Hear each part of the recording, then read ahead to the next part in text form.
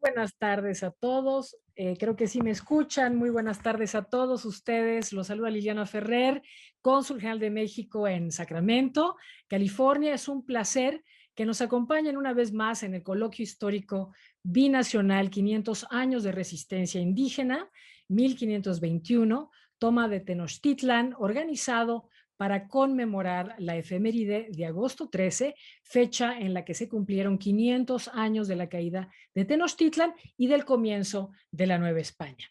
Hoy tenemos el gran honor de contar con una charla muy especial, Gastronomía, Republicanismo y Orígenes de una Nación Moderna, impartida por la doctora Sara Bach-Geller Corona. Ella es especialista en historia de las prácticas alimentarias y las expresiones culinarias de nuestra cocina mexicana. Es un tema de gran relevancia histórica, ya que, como todos sabemos, la cocina mexicana es considerada una de las más ricas del mundo, pero también reconocida como patrimonio intangible de la humanidad por la UNESCO. Y alrededor de ella se enmarcan muchas de nuestras tradiciones, las cuales reflejan la gran diversidad cultural de nuestro país. No podríamos entender la identidad mexicana moderna sin abocarnos al estudio de sus cocinas, ingredientes regionales, tradicionales, que forman ese crisol cultural que es parte tan íntima de nuestra identidad mexicana. La doctora Bach-Geller Corona es profesora e investigadora en el Instituto de Investigaciones Antropológicas de la UNAM. Es miembro, además, del reconocidísimo y muy respetado Sistema Nacional de Investigadores. Es doctora en Historia por la Escuela de Estudios Superiores en Ciencias Sociales de París, Francia. Exalumna también de la Escuela Normal Superior, ULM París, y también de la Universidad de Hong Kong. Sus líneas de investigación se centran en la dimensión política de las prácticas alimentarias y las formas de representación de la comida en los contextos de colonialismo y creación de la nación en México y en América Latina. Y sus trabajos sobre cocina, cultura y poder abarcan además diferentes temas como son alimentación, cuerpo y raza en Latinoamérica, los recetarios y las identidades nacionales, lenguajes alimentarios y construcción de ciudadanías y los procesos de patrimonialización de las cocinas indígenas en América. Forma parte del Grupo Mexicano de Antropología de la Alimentación y es miembro asociado del Laboratorio Patrimonios Locales del Museo Nacional de Historia Natural en Francia. Finalmente, con esto cierro, se ha desempeñado como dictaminadora y consultora de diferentes foros especializados en los estudios alimentarios y tiene un sinnúmero de publicaciones que abarcan artículos, capítulos y libros de gran reconocimiento nacional y también a nivel internacional.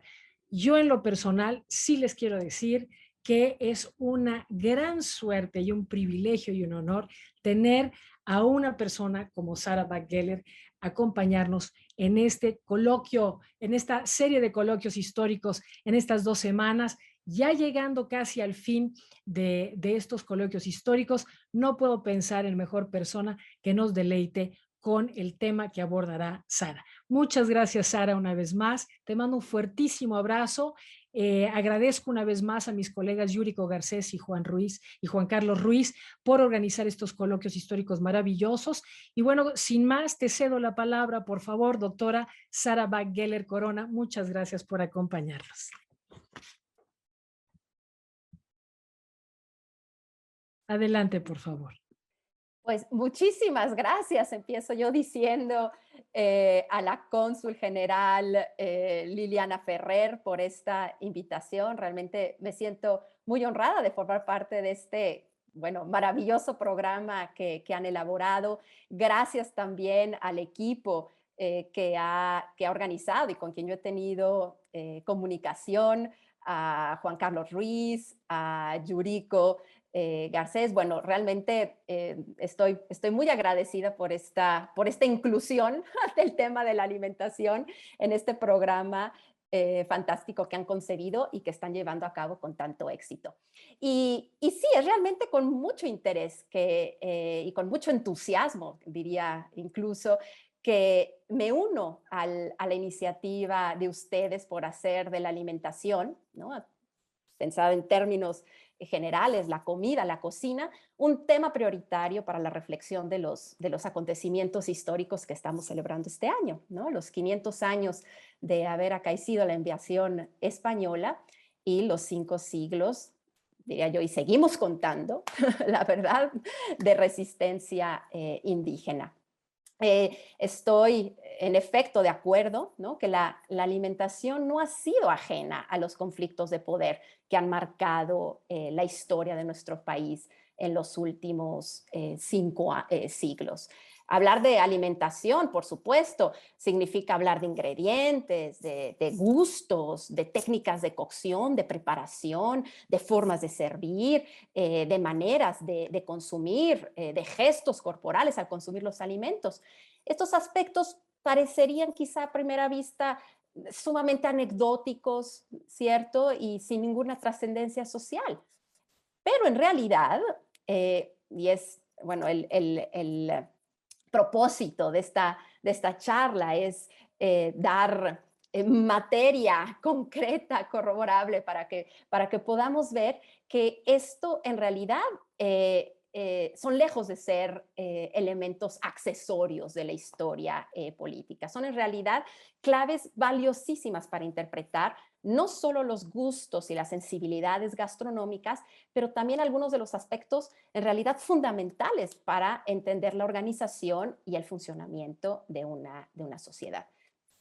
Por ejemplo, ¿cómo entender la conquista y la lógica del poder colonial si no consideramos las teorías naturalistas europeas del siglo, bueno, desde el siglo XVI, y que estuvieron, bueno, se prolongaron hasta bien entrado el siglo XIX, que sostenían que la naturaleza americana era inferior a la del viejo mundo, a la de Europa, y por ende todos los habitantes de América eran por naturaleza degenerados inferiores a los europeos, ¿no? O sea, detrás de la lógica misma del poder colonial hay hay teorías, hay lógicas, hay un pensamiento de exclusión, de dominación, que pasa por el tema de la alimentación. O bien, ¿de qué otras maneras podemos llamar, si no es resistencia, a la práctica sostenida, ininterrumpida de comer tortilla en México, a pesar de los 5 siglos que ha habido discriminación hacia el cereal mesoamericano, de sometimiento a las poblaciones indígenas para que cultiven otros granos que no sea el maíz, a los programas virreinales que promovían el consumo del pan sobre la tortilla, más reciente a la mirada racista de las élites decimonónicas hacia la dieta de los indígenas y todavía más reciente a las políticas públicas de mediados del siglo XX que buscaban reemplazar el maíz por otros cereales, en específico por la soya, porque era considerado que el maíz era la causa de la degeneración y de la inferioridad física, moral, intelectual del indio. Si comemos el día de hoy los mexicanos tortillas, es realmente porque ha habido que luchar de algún modo para ello. Entonces, bueno, la alimentación realmente atraviesa la historia de dominación, de exclusión, de opresión, pero también de resistencias, de negociaciones, de conciliaciones en México. Pero bueno, no es sobre la conquista, sobre lo que, conquista y comida, sobre lo que les quiero platicar el día de hoy, a pesar de que es un tema sumamente fascinante. Más bien me encargaré en esta ocasión de compartir con ustedes uno de mis temas de investigación predilectos y que tiene que ver con el papel que tuvo la alimentación en la definición de la mexicanidad, de lo mexicano. Es decir, cómo la comida jugó un papel fundamental en la conformación de nuestra identidad y de nuestra forma de gobierno. Para ello voy a remontar hace 200 años a los orígenes de nuestra nación moderna. Voy a quiero compartir con ustedes algunas imágenes no muy elaboradas, pero que espero puedan servirnos para, bueno, como guía, ¿no? Y cierta, digamos, cierta dimensión de ilustrar gráfica este recorrido de estos 200 años entre nación, republicanismo y cocina. Pues resulta que el lenguaje de la cocina sí se ve, perdón, solo quisiera corroborar que todo está bien, supongo que sí, que se ve la imagen. Eh, Todo correcto, sí. Muchísimas gracias, Juan Carlos. Resulta que el lenguaje de la cocina no solo fue un elemento más, un vehículo más para manifestar, expresar, difundir el sentimiento nacional a principios del siglo XIX, sino que fue fundamental. Yo me atrevo incluso a decir que fue el lenguaje más eficaz. Algo que no solemos saber y que para mí fue realmente una enorme sorpresa descubrir es que la noción moderna de mexicano fue acuñada por primera vez en el ámbito de lo culinario. Es decir, fue nada más y nada menos que un recetario, un libro de cocina, el que por primera vez postuló que existía una nación mexicana. Esto en 1831. El primer recetario mexicano, el cocinero mexicano, exhibe por primera vez que existe una nación conformada por un solo pueblo que compartía un mismo y único origen común, un mismo territorio, que comparte una misma lengua y una única y sola cultura, la cual por supuesto incluía la cultura, la cocina mexicana, ¿no? Como un elemento nacional. Bueno, en esta ocasión no vamos a entrar en polémicas. ¿Sí? El concepto de nación, por supuesto, ha evolucionado, ha cambiado, ¿no? A lo largo de estos 200 años. Hoy por hoy, ¿no? Decimos que vivimos en un país plurinacional y este paradigma de la nación donde hay un solo pueblo mexicano regido bueno, que comparten una sola lengua y una sola cultura, bueno, hoy por hoy sería muy discutido. Pero pensemos que la primera definición de nación, ¿no? Es en el mundo occidental es esta. Y en México, donde se plasma esta idea muy moderna, estamos hablando de principios del siglo XIX, es en un libro de cocina. El cocinero mexicano, nada más para contextualizarlos, es un libro de cocina publicado, como es el primer libro de cocina en México, de hecho en toda América Latina, impreso en 1831 en la Ciudad de México. Es un recetario muy longevo, duró casi 100 años siendo reeditado. Tuvo 10 ediciones, hasta 1909 se siguió imprimiendo, es decir, no ha habido en la historia de México un recetario que haya tenido tantas ediciones. Es un recetario, como veremos, además de que fue un éxito editorial, hoy podríamos decir un gran bestseller, fue un documento no solo fundador, como quisiera compartir y mostrarles a continuación, sino que estuvo constantemente difundiendo esta idea de nación a lo largo del siglo. Es muy llamativo cuando comparamos este cocinero mexicano con otras manifestaciones culturales, con otros símbolos nacionales, que también forjaron, ¿no? De manera muy poderosa y de manera muy presente la idea de nación, de mexicanidad.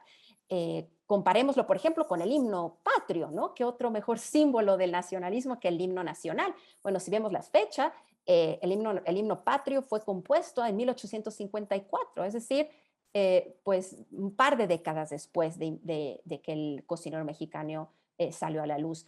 El Museo Nacional es decretado, ¿no? En 1831, sin embargo, realmente hay muchos problemas, no se puede realmente abrir al público y va a ser varias décadas hasta finales, en realidad, segunda mitad del siglo XIX, que va a existir un verdadero museo nacional. Entonces, aunque es en 1831 que se hace el decreto para la apertura del Museo Nacional, estamos lejos todavía de tener esta institución. La Academia de Letrán, fundada en 1836, es una institución importante para comprender también la evolución de esta idea de mexicanidad, pues esta academia se propuso desde su fundación mexicanizar las letras, ¿no? Es decir, promover una literatura propia, mexicana, que fuera autónoma, independiente, que se celebrara el estilo de la literatura nacional y no de la de España. Un último ejemplo, el libro de Historia Nacional. Un libro de Historia Nacional fue impreso muchísimo después que un recetario nacional. Vean las fechas. En 1831, cuando aparece El cocinero mexicano, no hay un solo libro que nos cuente esta historia desde los orígenes de la nación mexicana, ¿no? Que se han celebrado siempre desde la época de los aztecas hasta la actualidad. Entonces, realmente el libro de cocina, El cocinero mexicano, es un documento pionero. Como verán, yo siempre ofrezco estas dos fechas. Hablo sobre todo de 1831 como la publicación del cocinero mexicano porque es la edición mejor conocida. Sin embargo, la primera edición, aunque fueron realmente muy pocos ejemplares los que circularon, entonces el impacto de esa edición fue mucho menor, es la editada en Filadelfia en 1828. Es decir, es todavía anterior, ¿no? El primer recetario mexicano fue publicado por primera vez en 1828, sin embargo es una edición que no tiene grandes alcances. La de 1831, por ser editada en México y publicada en México, sí gozó se habla incluso de un tiraje de 3,000 ejemplares. Imagínense, para la época, en un contexto de escasez de papel, de guerras intestinas, es una gran proeza editorial haber sacado este cocinero, este recetario nacional.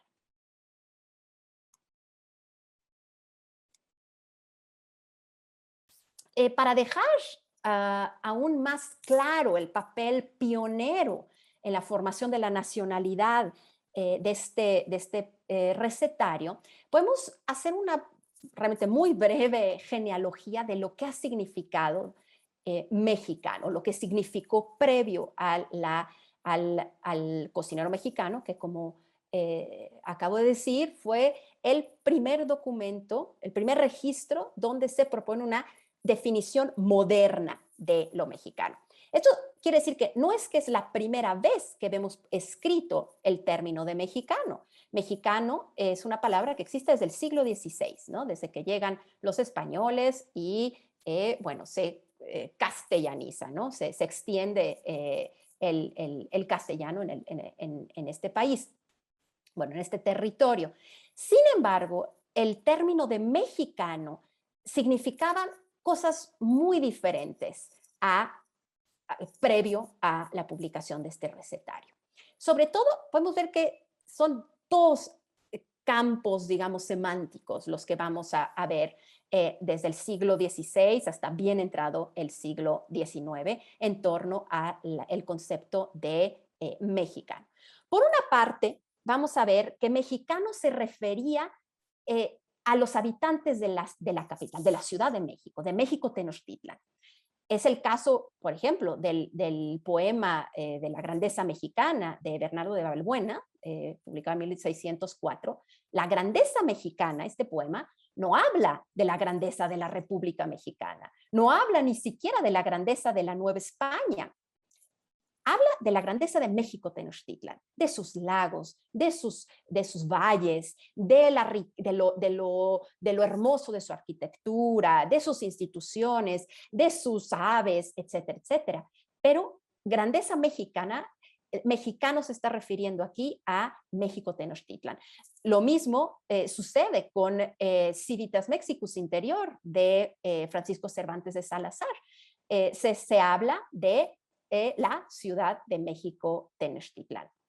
Incluso ya durante la época de las guerras de independencia, ¿no? A principios del siglo XIX, sigue siendo mexicano una palabra para referirse a los habitantes de la Ciudad de México. Y esto lo vemos en por ejemplo, en El Despertador Americano, en este primer periódico del México independiente, los rebeldes, los insurgentes del occidente de México, ¿no? Se burlan de los insurgentes de la Ciudad de México, ¿no? De México, sí, de la Ciudad de México, de la capital de virreinato, porque son apáticos, ¿no? Vamos a ver, se habla del apático mexicano, que está embriagado en pulque, que no quiere luchar, que en realidad la independencia la están combatiendo y lo están haciendo, ¿no? Las grandes proezas los insurgentes en realidad de las provincias, ¿no? De otras partes de la Nueva España. Pero los mexicanos, es decir, los de la Nueva España, los de la capital de la Nueva España, la Ciudad de México, no están combatiendo como debiera ser. Todavía 1852, es decir, ya un México, una república mexicana instaurada. Vamos a ver que el primer tratado, bueno, uno de los primeros tratados de historia, que en realidad no es el primer libro, como vimos, de historia nacional, porque no es sistemático, no va a ser un recorrido por todas las épocas, pero habla en su capítulo sobre el Imperio Mexicano, en realidad está haciendo alusión al Imperio Azteca. Entonces, esto nos lleva a esta segunda acepción de mexicano durante toda esta época, que es la de mexicano como mexica. Cuando los españoles, por ejemplo, del siglo XVI, que hablan de la lengua mexicana, en realidad están hablando, por supuesto, de la lengua náhuatl, de los mexicanos o, digamos, descendientes de los mexicas. Entonces, son estas dos grandes acepciones de mexicano. Por una parte, los habitantes de la Ciudad de México o bien los indígenas del altiplano central, los descendientes de los mexicas. El cocinero mexicano va a proponer una nueva definición de mexicano. Se va a deslindar de estas acepciones y en lugar va a aparecer una imagen mucho más moderna de la mexicana, una imagen más incluyente de una comunidad que comparte un territorio, como vimos, un gobierno, una lengua, un origen común, una historia y, por supuesto, central, elemental para comprender la nueva noción de mexicano, una cocina en común. Incluso a mí esto siempre me llama mucho la atención. Si vemos el acta de independencia, es decir, el documento, ¿no? Que formalmente nos hace una nación libre y soberana, ¿no? Promulgada en 1821, con lo cual, digamos, ¿no? En la historia oficial, decimos, se cierra el periodo de la independencia, ¿no? Y comienza el de la nación independiente, no se emplea, ni siquiera ahí, el término de mexicano en su definición, digamos, moderna de nacionalidad, ¿no? Más bien, vamos a ver que la nacionalidad se concibe en términos todavía muy coloquiales como de americanidad, de América septentrional. Recordemos que nosotros éramos la América, ¿no? Septentrional del norte, pero no se habla, todavía no se utiliza el término de mexicano para hablar de nuestra nacionalidad.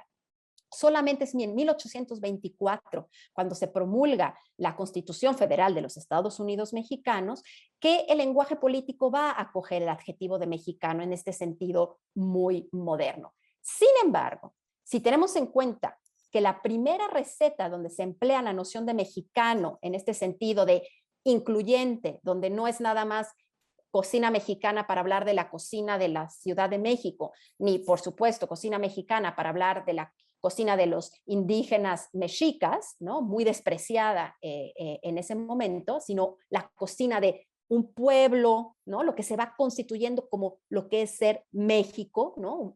Recordemos que en esta época ni siquiera existe un plano, un mapa del territorio nacional conformado, ¿no? Entonces esta idea de qué somos, ¿no? Como nación, que va a proponer el cocinero mexicano por primera vez, pero que vamos a encontrar recetas como la del mole mexicano, que es publicada en la prensa desde 1810. Y este mole mexicano en realidad no se refiere de nuevo ni al mole de los indígenas mexicas, ni al mole de la Ciudad de México, sino un mole de una nación. Entonces, bueno, De esta manera, ¿no? Intento dar con esta comparación, ¿no? Con otros registros, en otros lenguajes, en el lenguaje histórico, en el lenguaje literario, en el lenguaje legislativo, en el lenguaje constitucional.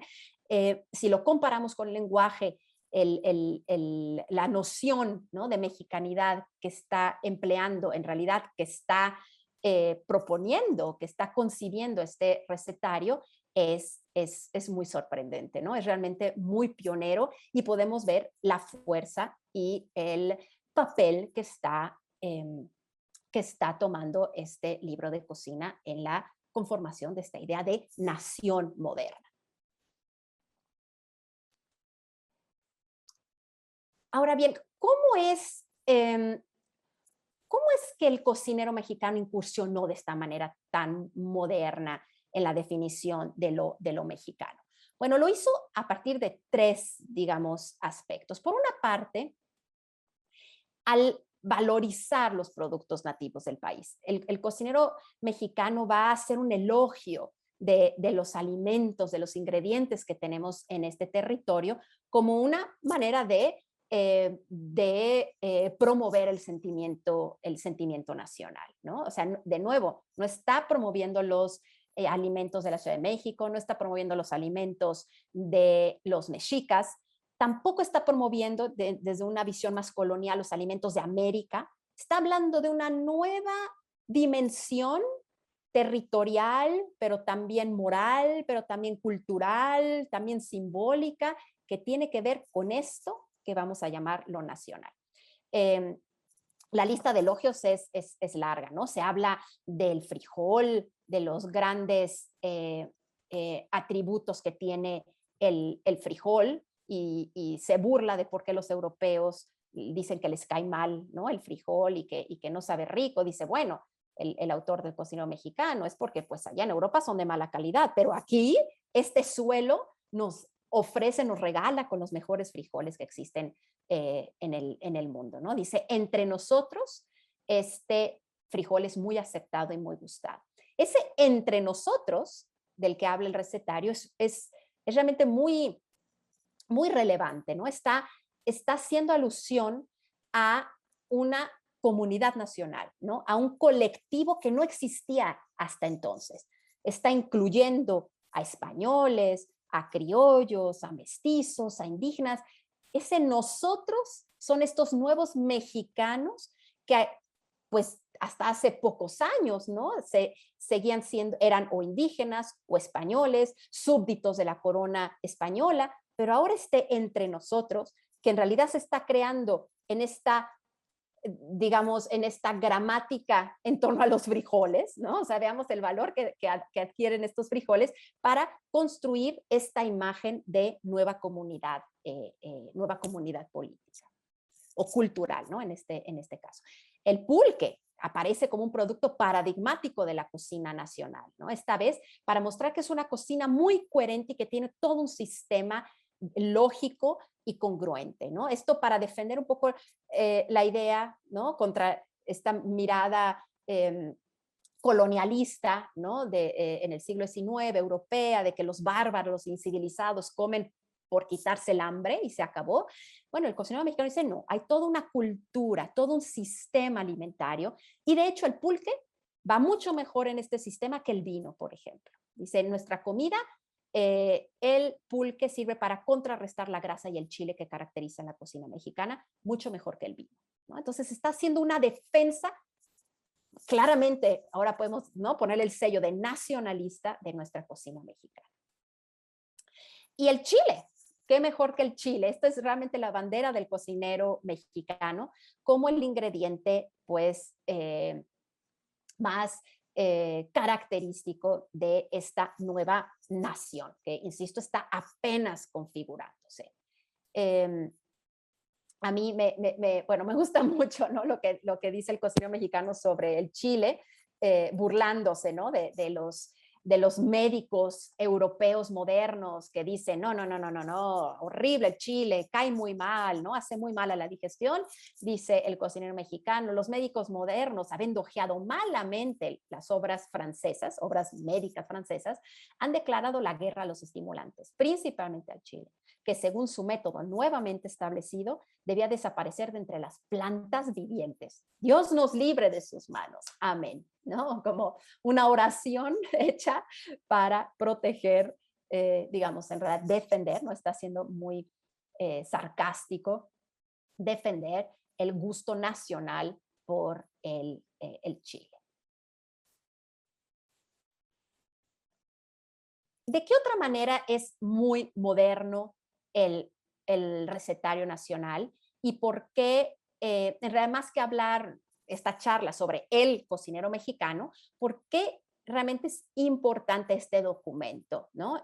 Para entender cómo se va el papel de la cocina, de la alimentación en la conformación de la nacionalidad y de la nacionalidad? Porque el recetario, el cocinero mexicano, va a anteceder incluso a la Academia Mexicana de la Lengua en la defensa del español vernáculo, es decir, del español hablado, tal como se habla en México, y no según las leyes dictadas por la Real Academia de la Lengua, cuya sede estaba en la península hispánica, ¿no? La Academia Mexicana de la Lengua es una institución que fue creada en 1875, es decir, 50 años después del recetario. Pero ya el recetario, el cocinero mexicano, va a hacer esta defensa, que después se va a encargar la Academia Mexicana de la Lengua, la va a hacer con mucha vehemencia defendiendo la lengua mexicana. Por ejemplo, ¿en qué lo vemos? En la defensa de la ortografía y lo que se llama las locuciones mexicanas, ¿no? Por ejemplo, en el prólogo, el autor, desde el prólogo, ¿no? La página 1 del cocinero mexicano, el autor va a advertir que las recetas están redactadas según el modo local de hablar el castellano. Es así, dice, que usamos como masculino sartén, es decir, el sartén, que según en España y según el diccionario, dice el cocinero en el prólogo, es femenino. Se dice, según la Real Academia, la sartén. Pero entre nosotros no se tiene por tal. Y el uso general es el director y el maestro de la locución. Yo diría que incluso en 1875 la academia no era tan moderna y tan defensora, no había adquirido esa postura tan abiertamente, ¿no?, defensora de la lengua mexicana. Es realmente mucho después que incluso se crea, ¿no?, el diccionario de americanismos y de mexicanismos. Pero ya en 1831 está diciendo el autor del recetario, nosotros tenemos una lengua. Es, ¿no?, el primer momento donde se hace que nosotros tenemos una lengua, y si decimos aquí el sartén, así es como se va a escribir el sartén. Lo otro es la ortografía de la X, ¿no? Ese pequeño detalle que hace un mundo de diferencia, ¿no? Separa dos continentes, ¿no? Esta famosa X. El jitomate y mexicano son los mejores casos, ¿no? El recetario va a ser uno de los primeros documentos del México independiente en donde se va a escribir mexicano con X y no con J, ¿no?, como se escribía al estilo de España. Lo mismo jitomate. Se va a homologar, va a haber un intento de homologar los nombres de los chiles, de otros ingredientes, ¿no? Esta idea de que en Oaxaca se le llama al chile ancho de esta manera, en el norte de esta otra. El mismo chile tiene diferentes nombres a lo largo del territorio nacional. El cocinero va a decir, ¿no?, en este intento de crear esta cultura culinaria nacional, que más que culinaria, lo que está tratando es de crear un vocabulario, un lenguaje común entre los habitantes de todo el territorio. Insisto, un territorio que no se sabe bien a bien todavía cuáles son las demarcaciones, ¿no? Todavía hay, todavía está la administración interna, las fronteras administrativas, ¿no? Se deshacen, se recorren. Pero el cocinero está intentando hacer esta gran labor de homologación del vocabulario culinario, ¿no? Diciendo, por ejemplo, esto. El chile ancho se llama así en la Ciudad de México, se llama así en Veracruz, se llama así en Oaxaca, se llama así en Tamaulipas, etcétera, etcétera. O los frijoles, se llaman así aquí, así allá. Bueno, ¿no? Es realmente una gran labor la que hace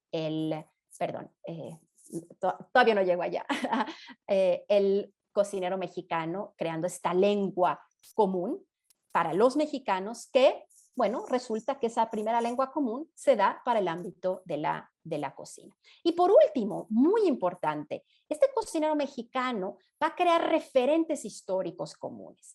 Por primera vez, pensemos que en la colonia, bueno, la Nueva España, no se veía que los españoles, los criollos, ni siquiera los criollos y los peninsulares compartían la misma historia, mucho menos los pueblos, ¿no? los pueblos amerindios, pero en esta nueva idea moderna de nación es determinante, es fundamental que los habitantes de este territorio compartan el mismo origen histórico.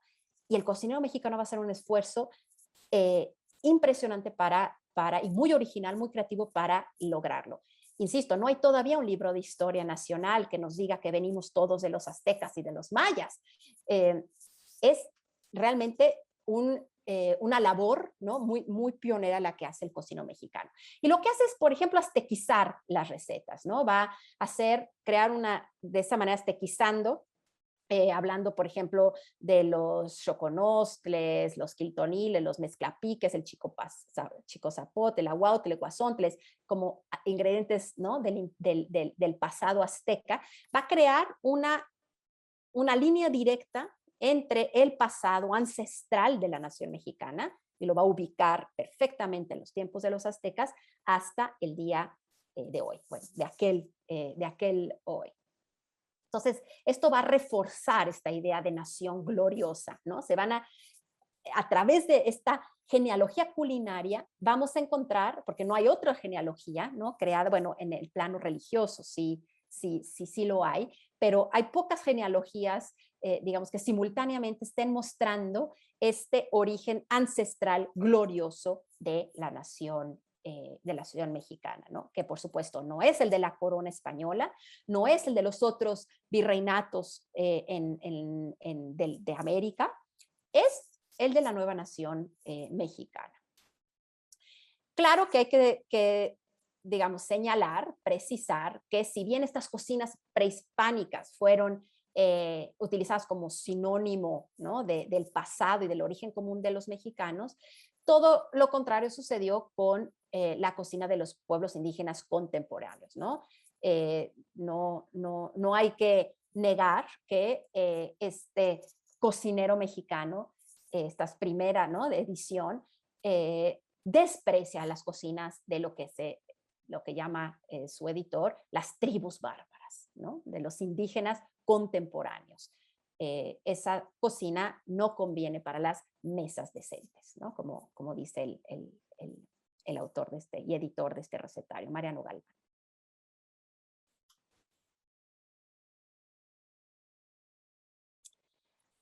Ahora bien, simultáneamente encontramos que, ¿no? simultáneamente a estos esfuerzos, a estas manifestaciones desde el lenguaje de la cocina, ¿no? de lo alimentario, por definir qué es una nación, ¿no? qué significa nuestra cultura, qué implica, hasta dónde, ¿no? trasciende espacialmente, ¿no? como vimos con esta manera de homologar diferentes palabras, diferentes términos, ¿no? a lo largo y ancho del territorio, pero también cómo trasciende en términos temporales, ¿no? Esa mirada hacia atrás, por primera vez, buscando un pasado, ¿no? un origen único desde donde se puede empezar a relatar la historia de la nación mexicana. Simultáneamente a esto, vamos a encontrar que la comida es tema central de otro tipo de discusiones que en realidad corren en simultáneo, ¿no? en paralelo, que son las discusiones y debates que suceden en esta misma época, ¿no? desde finales del siglo XVIII, desde 1770, 80 y principios del siglo XIX, cuando se volvió una necesidad convertir a los súbditos de la corona española en ciudadanos modernos, ¿no? Es decir, vamos a encontrar estas dos discusiones, el tema de lo nacional, de la mexicanidad, pero también este problema, ¿no? Porque en realidad fue entendido y manejado y discutido como tal, el problema de convertir a lo que hasta entonces, ¿no? Antes de 1821, era súbditos del rey, ¿no? De España, de la monarquía, convertirlos en ciudadanos modernos del Estado y de la República Mexicana. ¿Cómo hacer eso? ¿No? ¿Cómo transformar los comportamientos, la mente, los imaginarios, las formas de comer? Porque, como vemos, sorprendentemente es uno de los elementos principales, ¿no? que va a llamar la atención y va a causar interés entre las élites políticas e intelectuales que están preocupadas por convertir, ¿no? estos súbditos coloniales en ciudadanos modernos. La alimentación va a ser vista como el recurso para educar, ¿no? como un recurso pedagógico en realidad de la ciudadanía moderna, de cómo educar a estos cuerpos, a estos sujetos en otro tipo de sujetos políticos, pues se va a optar que por medio de la alimentación, ¿no? El famoso dime lo que comes, te diré lo que eres, ¿no? Desde entonces podía ser, se reflejaba, ¿no? En las mentes, estaba en las mentes de las élites intelectuales mexicanas en estos orígenes del republicanismo en México. Entonces, es así como la comida se convirtió realmente en el medio ideal para enseñar a los novohispanos los conceptos de patria, de república, de civilidad, de bien común, ¿no? Estos conceptos muy modernos que pues empezaron a integrarse, ¿no? Incluirse en la arena, en el espacio público, ¿no? A ser discutidos y estar en boca y en pluma de las élites. ¿Cómo hacer entonces para que estos principios fueran apropiados, ¿no? Corporizados por estos sujetos mexicanos? Hay que pensar que, el papel de la comida, ¿no?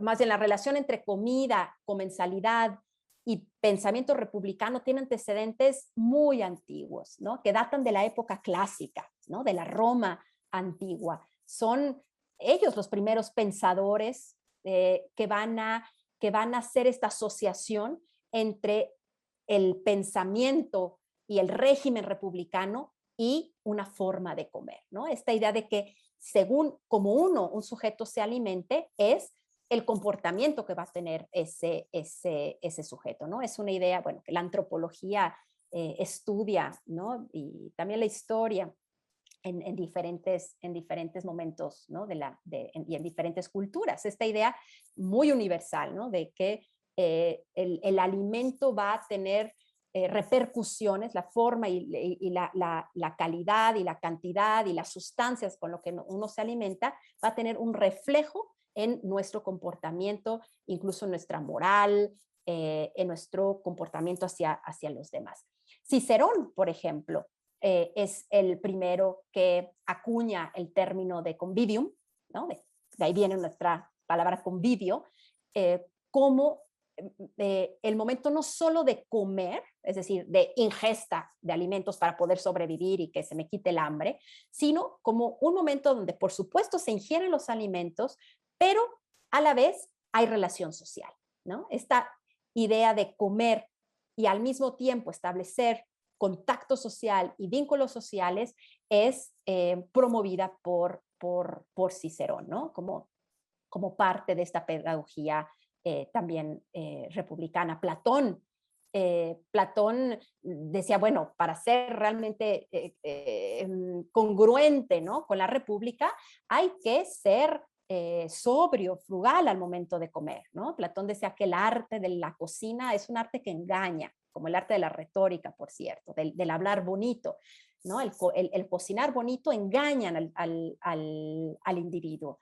En realidad hay que ser muy frugal, muy sobrio, comer lo necesario para poder entonces concentrarse en cosas más importantes, ¿no? Entre ellas, bueno, ser un buen ciudadano. Entonces, fue, ¿no? Retomando de esta, digo, realmente fueron dos ejemplos muy precisos, pero podría uno platicar horas sobre esta noción de este vínculo entre comida, comensalidad y republicanismo en la Roma antigua, en la época clásica. Pero lo que me interesa ver es cómo los mexicanos retoman estas ideas clásicas de comensalidad republicana para forjar ciudadanos modernos en nuestro país.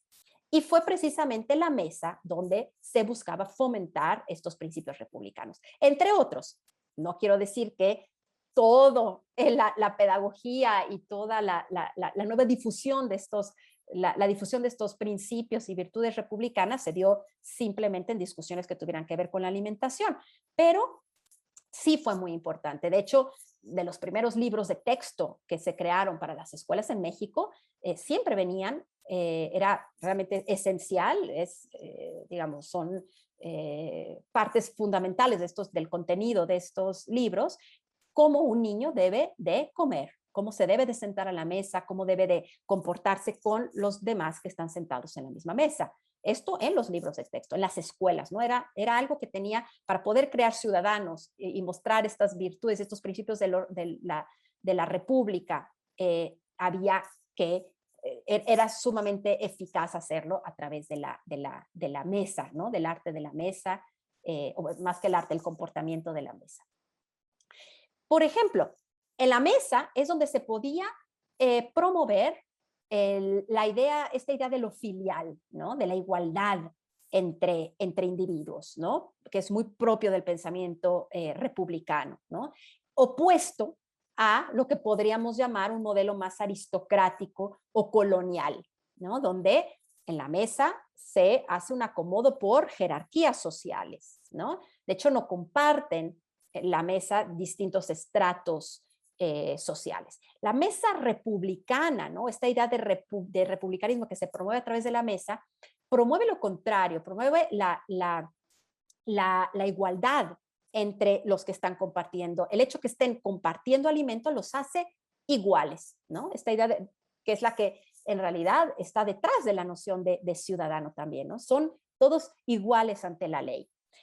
La posibilidad de discutir asuntos públicos. La mesa se vuelve un lugar para hablar no de la vida doméstica, de la vida interior, sino de lo que atañe al bien común, ¿no? Es el lugar para estrechar los vínculos sociales. Así es como se justifica el prólogo, el autor, el editor de este cocinero, del cocinero mexicano, es decir, es importante la mesa porque nos permitirá estrechar los vínculos sociales. Incluso el cocinero mexicano, y bueno, más adelante voy a hablar de otros ejemplos, no del recetario, pero también el cocinero mexicano va a participar en esta pedagogía republicana. Dice que los almuerzos que llama al estilo del país y para amigos de confianza, a diferencia de los almuerzos de etiqueta o extranjeros, es decir, ¿no? Hace la oposición entre dos modelos de cocinas, de almuerzos. Estos almuerzos al estilo del país y para amigos de confianza permite este comportamiento cívico. Mientras que estos almuerzos de etiqueta y a la manera extranjera, el acomodo de las personas en la mesa según su estatus social, la manera de convivir, no se habla de aspectos comunes, porque en realidad estas personas entendidas como pertenecientes a diferentes jerarquías de la escala social, pues no tienen mucho de qué hablar en común. En cambio, estos almuerzos al estilo del país sí promueven esas discusiones, ese sentimiento filial entre comensales. Y se pone un ejemplo el editor del cocinero mexicano. hay que tener mucho cuidado en cómo sentar a las personas en la mesa, porque ya no el interés no es sentarlas según su jerarquía social, su posición social, su estatus social, sino tiene que ver con otra cosa. Por ejemplo, nunca hay que poner a una mujer vivaracha entre dos hombres viejos y tristones, o un poeta al lado de un hombre rico pero sin educación. Pero sí poner, por ejemplo, a un cura al lado de una señora moralmente intachable, ¿no? Lo que está sugiriendo aquí el cocinero mexicano es que hay que promover la discusión, el buen entendimiento, la armonía, la cohesión común, ¿no? De los comensales en la mesa. Entonces, bueno, por eso este tipo de combinaciones, ¿no? Que tienen que ver más bien con comportamientos, con intereses, e incluso con oficios, pero no con un estatus social, ¿no? De esta manera como de antiguo régimen, ¿no? De concebir la sociedad. Para dar un ejemplo muy, digamos, que corrobora, ¿no? Esta idea de la mesa republicana que fue sobre todo promovida en América Latina, como algo muy distintivo de América versus a esas mesas aristocráticas, imperiales, decadentes, ¿no? Como se quería retratar aquí, de Europa. Vemos el ejemplo de Brasil. El primer recetario brasileño nacional habla también de estos almuerzos entre amigos. Y dice, este arreglo permite a los hombres hablar entre sí sin presencia de señoras ni criados. Hay que pensar que, bueno, digamos, la democracia era bastante restringida, ¿no? En el siglo XIX, a principios del siglo XIX, y esta idea de ciudadanía también era muy restringida, ¿no? No se fue expandiendo la ciudadanía, la noción de ciudadanía y a quienes se consideraba como ciudadanos a lo largo del siglo XIX y sobre todo el siglo XX. Pero entonces, bueno, son sobre todo hombres, ¿no? Los que son considerados iguales entre sí, los que pueden establecer relaciones filiales y discutir sobre temas públicos.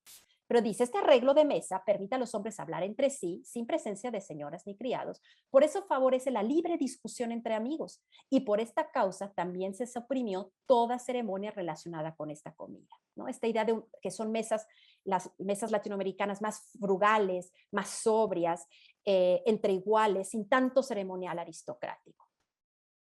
Además, se habla de que la comida que se sirve en estas mesas mexicanas son platillos que tienen mucho más congruencia con los valores de la templanza, de la sobriedad, del pensamiento republicano, que por ejemplo los platillos de la nueva cocina francesa, ¿no? Que entonces en el siglo XIX pues son considerados como platillos muy, muy elaborados, ¿no? Esta nueva cocina francesa que busca, el siglo XIX para la cocina francesa es el siglo de la invención de las grandes salsas con a veces 10, 15 pasos para hacer un simple consomé, ¿no? Es una cocina muy, muy rebuscada en términos de ingredientes, en términos de técnicas, de prácticas.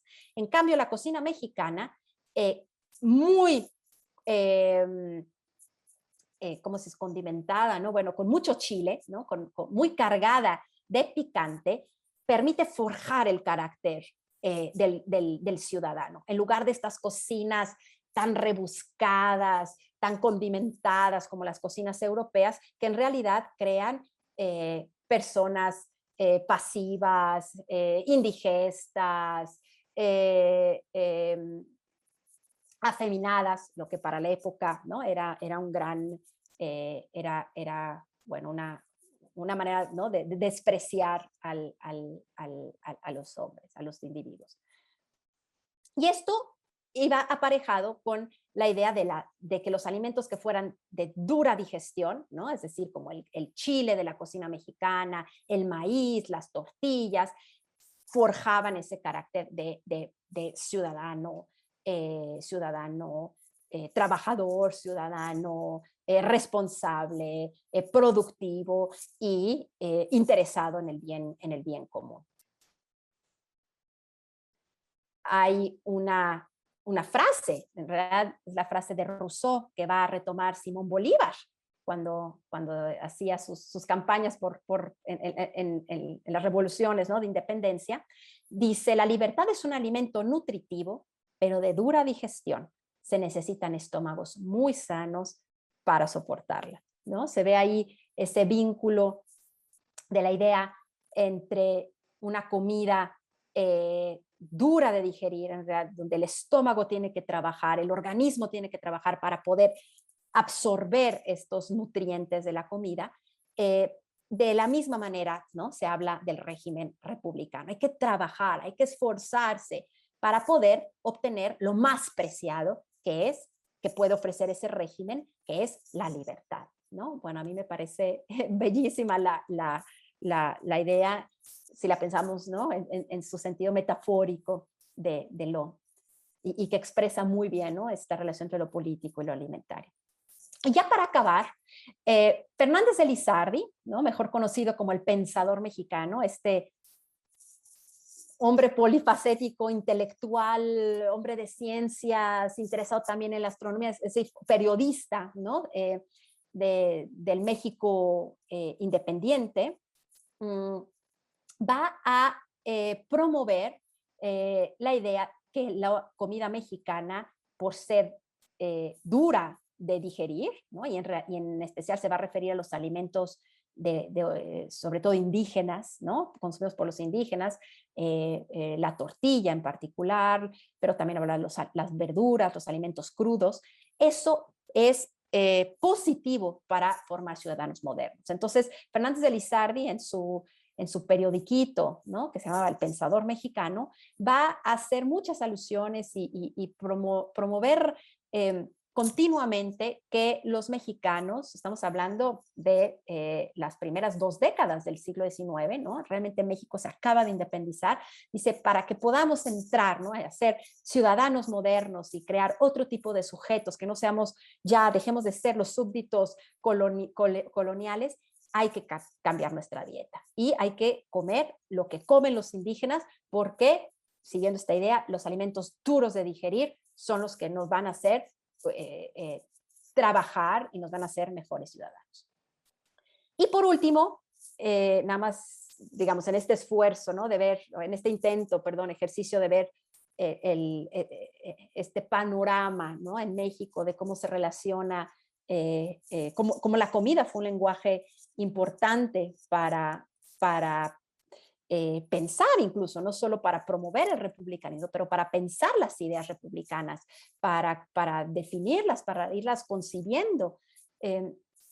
La cocina, la alimentación tuvo un papel preponderante. Eso lo vemos con Carlos Bustamante, quien va a ser también un hombre político, un hombre de letras, periodista de la primera mitad del siglo XIX, va a fomentar lo que llama él las comidas públicas y comunes. En realidad, nunca se van a llevar, o no existe registro, digamos, no sabemos hasta ahora que se hayan llevado a cabo, pero es interesante ya el hecho que exista como un antecedente de una política pública, ¿no? No llegó a tal alcance, pero ese era el propósito, ¿no?, que decía Bustamante: se deben de instaurar en todo el territorio nacional lo que deben de ser comidas públicas y comunes, así les llamó. ¿Y qué significaba esto? Que a los indígenas, que para Bustamante era el objetivo principal, porque eran el problema principal de la nación moderna,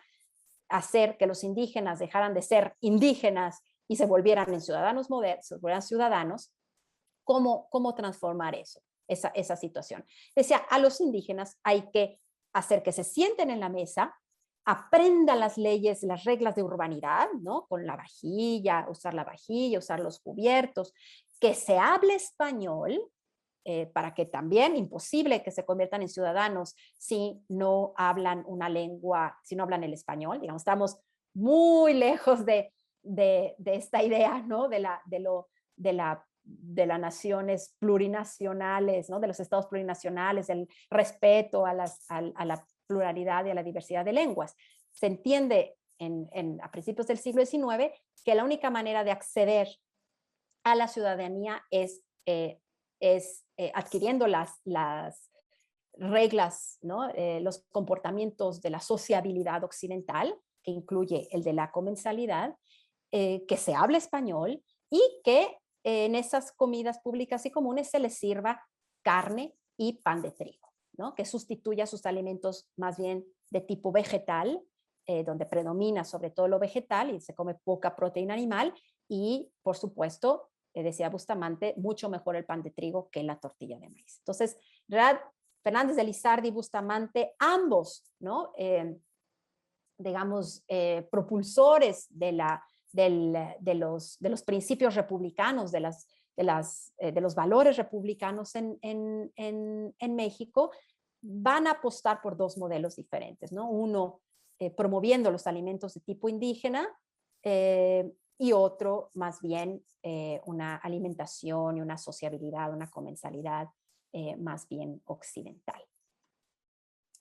Bueno, yo con esto termino como una, digamos, un brochazo de un recorrido, digamos, breve, porque se podría hablar muchísimo más sobre el papel que ha tenido la alimentación y que sigue teniendo, ¿no? En la conformación pues de nuestra identidad, de nuestra organización social, de nuestra organización política. Pues les agradezco muchísimo la atención. Doctora Sarabach, muchísimas gracias por esta excelente ponencia. Creo que fue muy interesante el entender cómo ha contribuido la comida y la asociación a lo largo de la historia de los pueblos con esa comida para ir conformando esta identidad moderna mexicana y al mismo tiempo ir combatiendo la presencia de otro tipo de filosofías, ¿no? Como estas occidentales que se instalaron de alguna forma, o la francesa, inglesa. Voy a dar lectura a algunos de los comentarios que tenemos aquí, proceder con algunas palabras, si le parece bien. Nos dice Jaime Rocha, qué interesante analogía la de la libertad y la comida de dura digestión, aunque no necesariamente de contenido político. Nuestro refranero mexicano está empapado de frases en relación a la comida y comida popular sobre todo. Pone como ejemplo, quien no ha escuchado utilizar dichos como a darle que es mole de olla, o echarle crema a los tacos, dar a tole con el dedo, o el que nace patamal del cielo le caen las hojas, etc. Agradece, dice que muchas gracias por esta ponencia tan deliciosa. Hay felicitaciones también a su gran carisma, a su inigualable forma de presentar los datos. Y hay algunas preguntas que quisiera hacerle.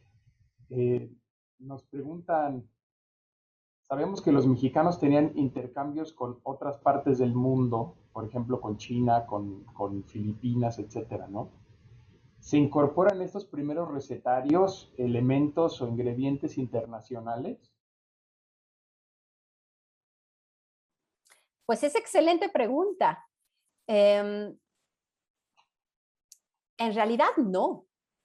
Y bueno, aquí quiero hacer una aclaración. La persona que lo preguntó creo que lo tiene clarísimo, pero vale más, de todos modos, ¿no? Aclarar, corroborar que, digamos, una cuestión es las prácticas, ¿no? Alimentarias culinarias en la época, en donde efectivamente se empleaban, ¿no? Ingredientes que venían de Asia, ingredientes que llegaron vía, ¿no? Los africanos y que se adaptaron al suelo americano, por supuesto ingredientes europeos.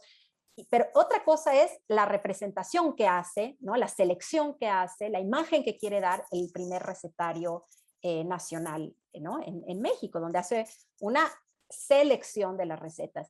Y como realmente el propósito, el objetivo de este recetario es mostrar la grandeza del suelo mexicano, lo que crece del suelo, ¿no?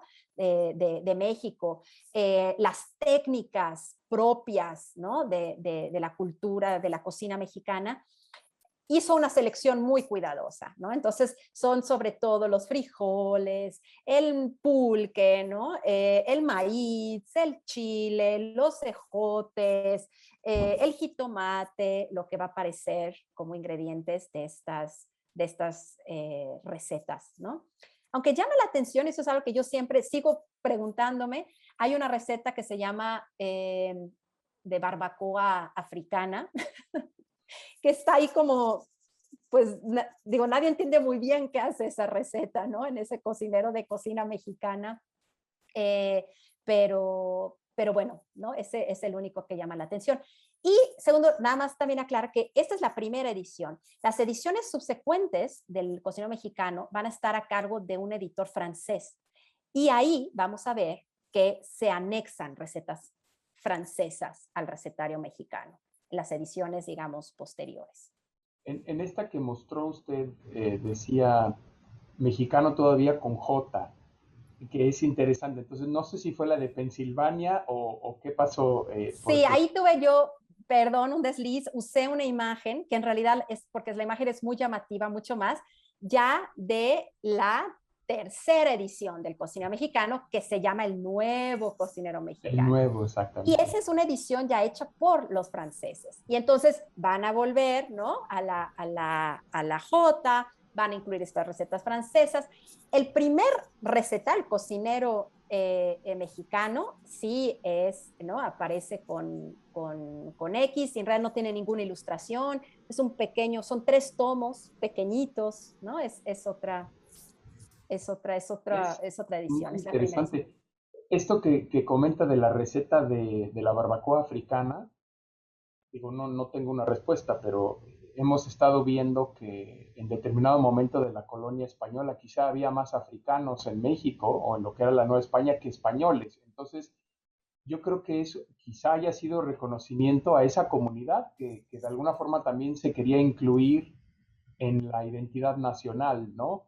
Y que se ha dejado mucho de lado porque suele pensarse que la comunidad afromexicana solamente estaba en las costas donde venían a trabajar, y quizá la mayoría sí, en Veracruz, en Guerrero, ¿no? Pensamos. Sin embargo, la doctora Romero de la Universidad Estatal de California ha sostenido conversaciones acerca de cómo ha encontrado documentos que en el norte de México, hacia Monterrey, e inclusive hacia esa parte más al norte del territorio, había una gran comunidad afromexicana y eso lo he encontrado a través de documentos inquisitoriales, lo cual es muy curioso, ¿no?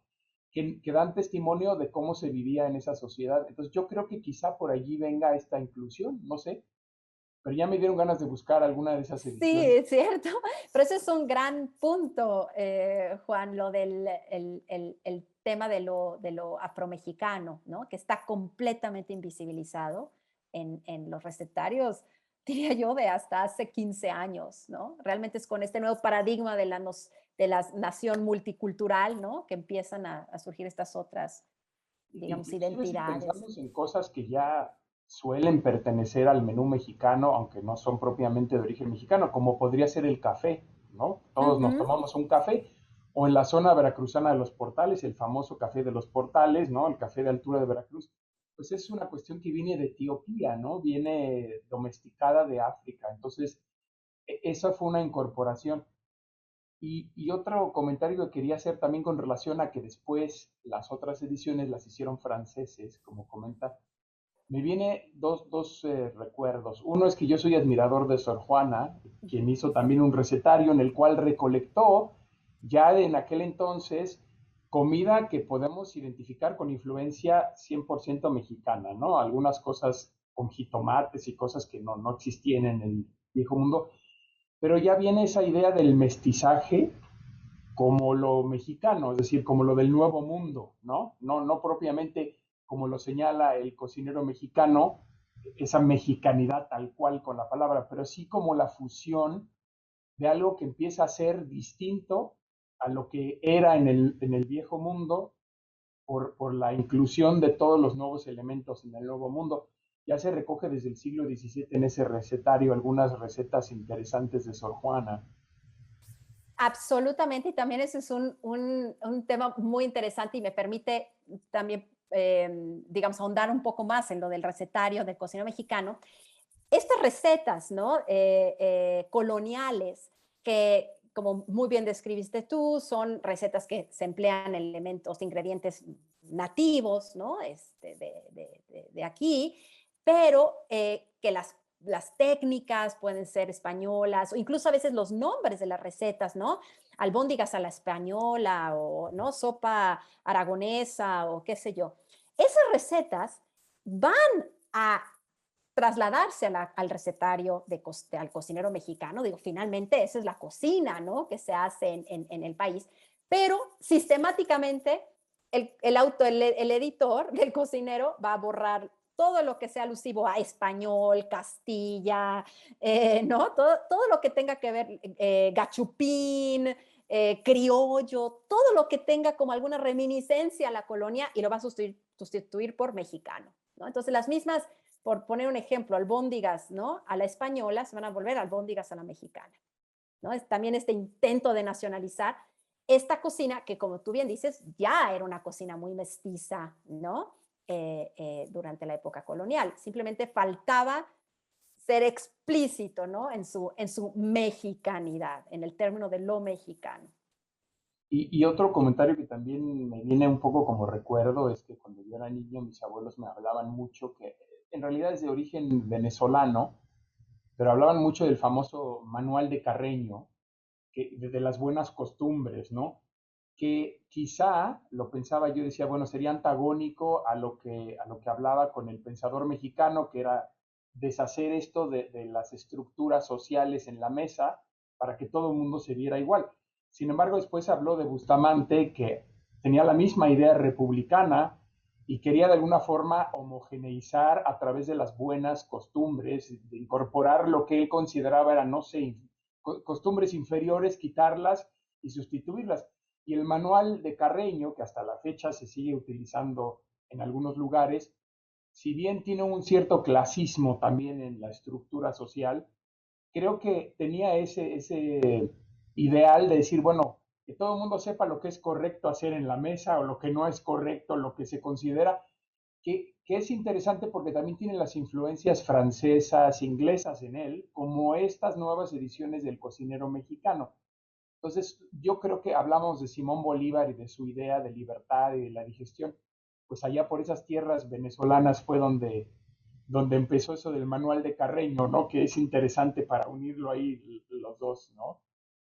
Excelente, no, me encanta esa comparación que haces, nunca lo había visto así, ¿no? Absolutamente, y me encanta porque abres, ¿no? El horizonte a muchas reflexiones, ¿no? Por una parte, la función que tienen los manuales de urbanidad, no es una sola, ¿no? Uno piensa un género, el manual de urbanidad, ¿no? No, pues para distinguir, ¿no? Los de la pequeña burguesía de la gran burguesía, o ¿no? Al proletariado de la burguesía, o pues no, como vemos, sí, el de Carreño tiene un fin de distinción social muy claro en una sociedad concebida de sociedad de clases sociales, pero en este primer republicanismo, ¿no? Latinoamericano, tiene otra función el manual de urbanidad. No era distinguir, como tú lo dijiste, ¿no? Perfectamente, no era distinguir clases sociales, no era ensanchar, ¿no? la jerarquía social, sino al revés, crear una comunidad política de iguales, ¿no? Donde, por supuesto, en toda comunidad política siempre están los excluidos, ¿no? Como vimos, esta comunidad de iguales son hombres libres, adinerados, etcétera, etcétera, ¿no? Pero me gusta mucho esa comparación, ¿no? Esa línea que abres para reflexionar, la de, claro, Venezuela, ¿no? Que habría que Sí, hacer un trabajo sobre Venezuela como la cuna de las formas de comer forma.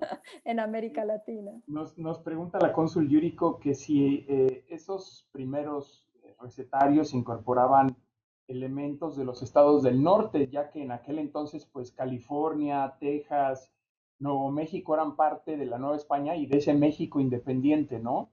Y creo que sería interesante, ¿sabe usted si incorporaban algunas recetas? Hasta la fecha en este lado de la frontera, lo que se conoce como comida mexicana suele ser limitante a lo que yo llamaría Tex-Mex o alguna cosa así que es norteña se comen mucho las carnes y demás. Por ejemplo, el burrito, ¿no? Es que me decían, no, es que el burrito, decía, bueno, pues mi madre, como es de Chihuahua, sí hace burritos, pero no tiene nada que ver, absolutamente nada que ver con el burrito tejano que hacen aquí, ¿no? Porque allá son de machaca, o sea, otras cosas. Entonces, no sé qué nos podría decir sobre si hay algún elemento incorporativo de recetas del norte, de lo que hoy sería Estados Unidos. No, buenísima pregunta. Y de alguna manera he estado ahora un poco rastreando, no exactamente tratando de responder esta pregunta, pero lo haré, la incluiré, le agradezco a Yuriko porque me dio más tarea, pero sí esta situación, digamos, esta relación con las cocinas del norte, ¿no? No. La primera respuesta es no, no están representadas las cocinas del norte en el cocinero mexicano. Si bien digo, durante una hora hablé sobre ¿no? el cocinero mexicano, cómo es el primer documento que instaura esta idea de nación, ¿no? Incluyente. En realidad, bueno, sí, porque está pensando lo mexicano como lo nacional, pero las recetas que están contenidas en este recetario son sobre todo recetas del centro de México, de Puebla, de Oaxaca y de Guadalajara. ¿Y por qué? Porque son estos estados, estas ciudades, porque no se habla, no se está pensando en términos de estados, ¿no? Más de ciudades que tienen una larguísima tradición colonial de conventos. Y los conventos son los grandes laboratorios culinarios de la época novohispana. Los que gozan, son ciudades que gozan de mucha reputación gastronómica en la colonia. Y bueno, estamos hablando de 1831, realmente es, ¿no? Muy, estamos hablando, ¿no? Exacto, muy próximo. Y por lo tanto, esa reputación de esas ciudades, ¿no? Se ve reflejada en el cocinero mexicano. Lo que es interesante también ver del otro lado es que el primer, que ahora olvidé sinceramente la fecha, pero me parece que es la década de 1840, el primer recetario escrito en California sobre cocina mexicana en inglés, pero en realidad esa cocina mexicana no se le llama cocina mexicana, se le llama cocina española. Entonces, ¿no? Realmente ahí hay pocos canales, poca flujo, digamos, entre los estados del norte y el centro, ¿no? de la capital, si lo pensamos en términos de canales culinarios, ¿no? El mismo distanciamiento geográfico que influye que se hagan regionalismos, quizá. Absolutamente, sí, absolutamente. Y esta reputación de conventos, ¿no? Que no hay una red conventual, ¿no? Suficientemente extendida en el norte, ¿no? Como para ver, porque lo que sí hay, y eso es interesante, la conexión conventual es mucho más, pero mucho más fluida con, por ejemplo, los conventos en Arequipa, en Perú, en Ecuador, en Colombia, sobre todo Perú, que con el norte. Porque en el cocinero mexicano sí vamos a ver, por ejemplo, y bueno, aquí quizá me retracto la primera pregunta, que si no había ingredientes o alusiones a otras cocinas, hay alusión a los postres, solo postres de Arequipa, peruanos.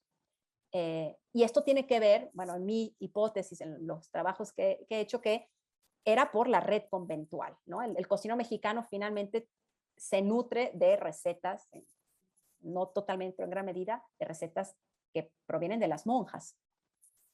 Eso es que es muy interesante, que las monjas también se movían de conventos, ¿no? Las órdenes, había mucho flujo entre religiosos, entonces quizá también las recetas fluían dentro de las mismas órdenes religiosas, ¿no? Sabemos que, por ejemplo, las órdenes conventuales competían de alguna forma por tener los favores de los virreyes, ¿no? Y entonces cuando llegaba un nuevo virrey se hacía una gran bienvenida, ¿no? El arco triunfal y demás, que sabemos que Sor Juana escribía varios de ellos, pero parte de ella era también que las monjas tenían la oportunidad de hacer nuevas cocinas y nuevas recetas para el obispo, para el virrey, ¿no? Y a través de ello ganar favores para su orden. Entonces, creo que al centro no solamente de esa convivencia social que nos ha hablado, pero también religiosa, cultural y económica.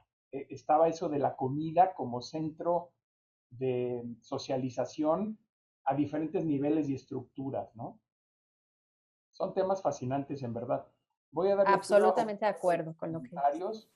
La doctora Lorena Cariaga nos dice: felicidades por una excelente conferencia de un tema interesante, ameno, parte de la historia de la vida cotidiana y de la formación de identidad. Muchas felicidades.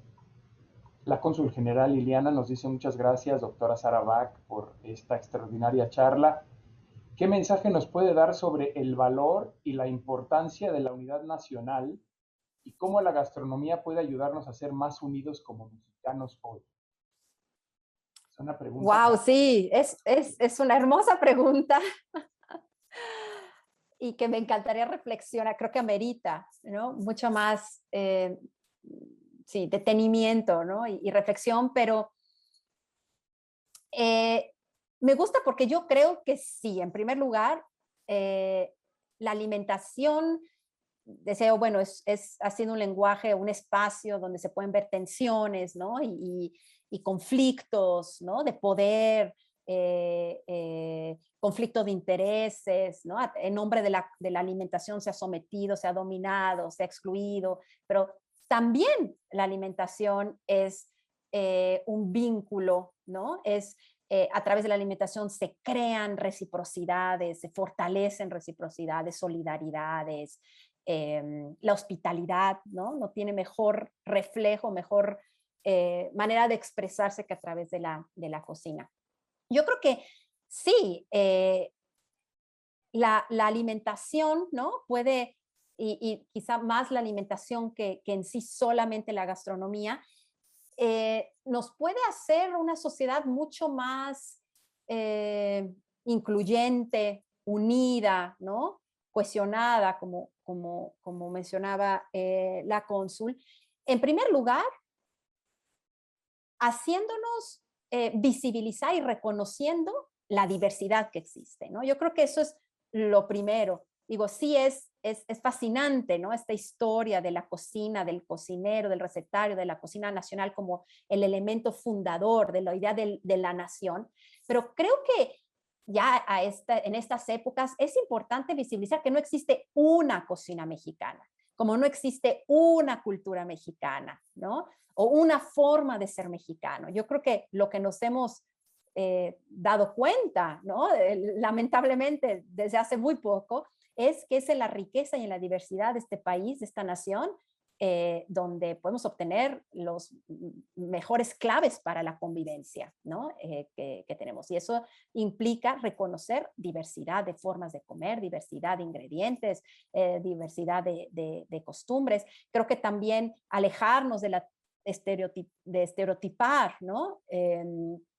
Formas de cocinar, ¿no? La cocina totonaca, la cocina maya, la cocina, digo, ¿no? Realmente esos estereotipos tampoco creo que nos permiten ver lo que realmente importa, ¿no? Que es esa diversidad. Yo creo que eso es lo que nos deja la alimentación, la gastronomía, es la diversidad y riqueza que tenemos en nuestro país y verlo como tal. Muchas gracias por esta reflexión. Yo quisiera nada más comentar, para respetar también su tiempo, doctora, y el de los asistentes, nada más para hacer un comentario de invitación y de cierre de alguna forma. Tendremos un par de charlas también muy interesantes. La doctora nos dará una charla el 29 de septiembre sobre el maíz, en el Día Internacional del Maíz, que da también para mucho ese tema de la domesticación de los ingredientes, ¿no? El origen y cómo se ha extendido ese maíz que hablaba usted al principio, que se trató de extinguir por el trigo, por otro tipo de granos, ¿no? El pan por encima de la tortilla. Creo que hasta la fecha se sigue diciendo, hablando de dichos, esto de que el pan es la tortilla la tortilla es el pan de los pobres, perdón, ¿no? Entonces, sí, o sea, continúa esta ideología, ¿no? De que, ay, bueno, como es barato y es menos caro que el pan, pues seguramente es menor. Y sin embargo, es uno de los granos más importantes a nivel alimenticio, a nivel mundial. Y esto lo puedo unir con otra charla que nos dará el doctor Andrés Reséndez en octubre, para el 14 de octubre, en la cual va a platicar un poco de cómo, así como llegaban los ingredientes de Filipinas y de Asia a México, pues también se exportó el maíz y las palabras náhuatl a esos lugares. Y entonces existen datos de una explosión demográfica en China, un crecimiento poblacional a raíz de la nutrición que introdujo el maíz, es decir, el cambio de la alimentación basada en el arroz por el maíz. Entonces, esta expansión del trigo de lo mexicano a lo asiático, que se sabe muy poco. Entonces, creo que serán dos charlas muy interesantes de seguir, los invitamos. También quiero invitarlos a que veamos aquí las charlas que nos quedan por este coloquio. El día de mañana tendremos otra charla sobre identidad mexicana, pero desde la perspectiva de la moda, que será la identidad masculina mexicana a través del vestido histórico y en particular las aportaciones indígenas. Creo que será una charla muy interesante. Y para todos los que tienen un deseo de conocer más sobre el indigenismo y las comunidades modernas, el próximo lunes tenemos cómo mantener nuestra manera de vida, el conocimiento ecológico tradicional de las comunidades del Soconusco en Chiapas. Entonces todavía tenemos varias charlas, los invitamos a seguirnos a la misma hora, 4 de la tarde de California, 6 de la tarde de México, y a ver las otras charlas que han pasado ya como parte de este coloquio, que están en la página de la Biblioteca Nacional de Antropología e Historia, en el canal de YouTube. También están en el Instituto Nacional de Antropología e Historia por TVINA y en las redes sociales de este Consulado General. Entonces quiero agradecerle muchísimo, doctora, por esta muy interesante charla. Yo podría seguir conversando, pero seguramente nos pasaríamos aquí horas. Le agradezco de verdad su tan interesante ponencia, la pasión que claramente exuda en sus palabras y que haya participado en este coloquio y en las próximas charlas. A nombre del Consulado General, muchísimas gracias.